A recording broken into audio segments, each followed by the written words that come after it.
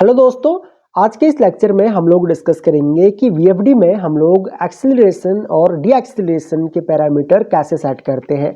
अगर आपको नहीं पता है कि हम लोग वीएफडी में एक्सेलरेशन और डी एक्सेलरेशन के पैरामीटर क्यों सेट करते हैं या फिर ये क्यों इम्पोर्टेंट होता है, तो आज का ये लेक्चर आपके लिए काफ़ी इम्पोर्टेंट है।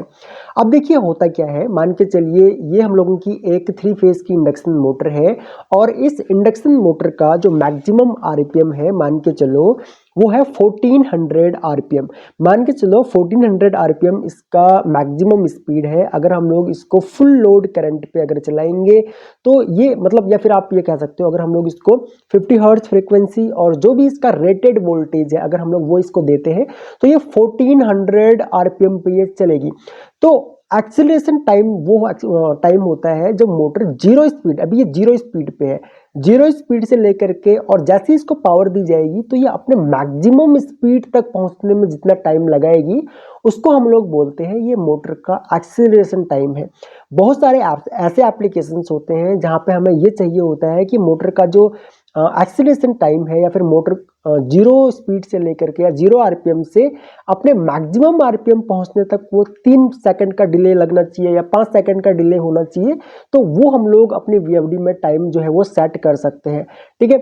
और डी एक्सेलरेशन टाइम वो टाइम होता है जो मोटर अपना मैक्सिमम आरपीएम से, यानी कि मान के चलो 1400 आरपीएम अगर मोटर का मैक्सिमम आरपीएम है तो अपने मैक्सिमम आरपीएम से जीरो आरपीएम तक आने में मोटर को जितना टाइम लग रहा है वो होता है मोटर का डी एक्सेलरेशन टाइम। ठीक है। अब यहाँ पे अगर हम लोग मोटर को चलाएं, मान के चलो ये मोटर का मैक्सिमम जो स्पीड है या फिर 1400 आरपीएम मान के चलो मोटर ये चल रही है। ठीक है, मैक्सिमम आरपीएम पे चल रही है।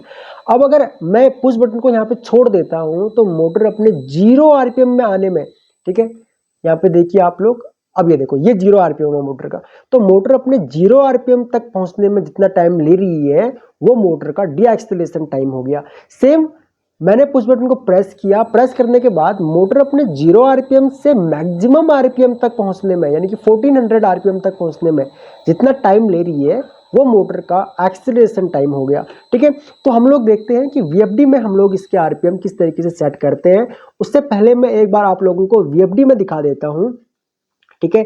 जैसे ही यहाँ पे मैं पुश बटन प्रेस करूंगा तो यहाँ पे आपको देखने को मिलेगा कि मोटर जीरो आरपीएम से लेकर के और 50 आरपीएम तक पहुंचने में कुछ टाइम ले रही है। ठीक है, यहाँ पे देखो आप लोग, मैं एक्सीलरेशन टाइम समझाता हूँ आपको। सबसे पहले एक्सीलरेशन टाइम इस वीएफडी में थोड़ा सा कम है और डी एक्सीलरेशन टाइम थोड़ा ज़्यादा है। देखो मैं जैसे ही पुश बटन को प्रेस करूंगा तो मोटर यहाँ पे जो फ्रीक्वेंसी आपको शो होगी वो 0 हर्ट्ज से 50 हर्ट्ज पहुंचने में थोड़ा सा डिले होगा। ठीक है, देखो ये देखो थोड़े से टाइम बाद पहुंच रही है। ठीक है, 50 हर्ट्ज तक। सेम अगर मैं ये पुश बटन को यहाँ पे छोड़ देता हूँ तो 50 हर्ट्ज से वापस से 0 हर्ट्ज पहुंचने में ये थोड़ा सा और डिले लेगा। ठीक है, तो इसका डी एक्सेलरेशन टाइम जो है थोड़ा ज़्यादा है। अब अगर एक्सीलरेशन और डी एक्सेलरेशन टाइम अगर हमको चेंज करना हो तो हम लोग किस तरीके से करेंगे ATV 12 VFD में, वो हम लोग थोड़ा सा समझते हैं। ठीक है, तो हम लोग क्या काम करते हैं, हम लोग सबसे पहले यहाँ पे इस डायल के बीच वाले बटन पे प्रेस करेंगे। उसके बाद इस डायल को हम लोग थोड़ा सा रोटेट करेंगे, कॉन्फ़िगरेशन पे लेके आएंगे। उसके बाद हम लोग इस बटन डायल पे फिर से हम लोग क्लिक करेंगे और इसको हम लोग रोटेट करेंगे। ठीक है, तो ये है इसका एक्सेलरेशन टाइम। ACC यहाँ पे जो शो हो रहा है ये इसका एक्सेलरेशन टाइम है। ठीक है, मतलब एक्सेलरेशन का पैरामीटर है। हम लोग अगेन यहाँ पे प्रेस करेंगे तो एक्सेलरेशन टाइम थोड़ा सा कम था, वो इसलिए था क्योंकि यहाँ पे 1 सेकंड डला हुआ है। मान के चलो इसको हम लोग कर देते हैं 5 सेकंड। ठीक है, आप लोगों को ना अच्छे से चीजें समझ में आने लगेंगी। फिर ये मैंने कर दिया 5 सेकंड एक्सेलरेशन टाइम और उसके बाद मैंने बीच वाले बटन को यहाँ पे, या डायल का भी, मतलब डायल में बीच में एक बटन है, इस तरीके से मैंने इसको प्रेस किया तो वो सेट हो गया। अब मैं इसको एक बार और घुमाऊंगा, यहाँ पे डी एक्सेलरेशन टाइम आ जाएगा, DEC आ जाएगा। ठीक है, मैं यहाँ पे प्रेस करूंगा इसको तो यहाँ पे 5 सेकंड ऑलरेडी ये सेट है। 5.1 था, मैं 5 पे इसको लेके आता हूँ, वापस से इसको सेट कर देता हूँ और उसके बाद एस्केप के बटन पे हम लोग प्रेस करके रेडी पे यहाँ पे बाहर आ जाते हैं।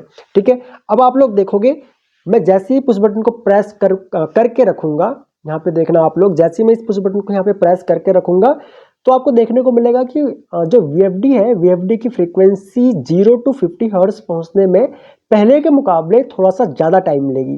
ये देखो, ठीक है, पहले के मुकाबले थोड़ा ज़्यादा टाइम ले रही है। अब देखो, ठीक है, 50 हर्ट्ज तक पहुंची। अब मैं जैसे ही इस पुश बटन को छोड़ दूंगा यहाँ पे, तो थोड़ा सेम टाइम लेगा, ठीक है, मतलब मैक्सिमम आरपीएम से या मैक्सिमम फ्रीक्वेंसी से जीरो फ्रीक्वेंसी तक आने में, ये देखिए आप लोग, तो ये इसका एक्सीलरेशन टाइम और डी एक्सीलरेशन टाइम होता है। सेम अगर हम लोग मोटर में देखें तो मोटर में भी सेम ही आप लोगों को चीजें देखने को मिलेंगी, ठीक है। देखो, जैसे हम लोग पुश बटन को प्रेस करते हैं तो मोटर अपने मैक्सिमम आरपीएम तक पहुंचने में थोड़ा सा टाइम ले रही है, तो वो टाइम है हम लोगों का एक्सीलरेशन टाइम, ओके।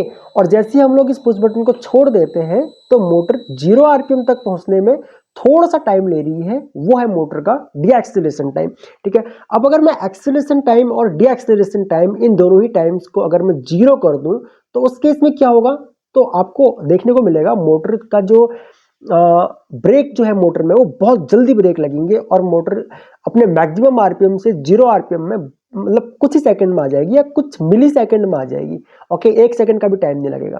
तो मैं अगेन इस पैरामीटर को मैं थोड़ा सा चेंज करता हूं यहाँ पे, ठीक है। तो हम लोग एक तो एक्सीलरेशन टाइम में आप लोगों को शायद समझ में ना आए, ठीक है।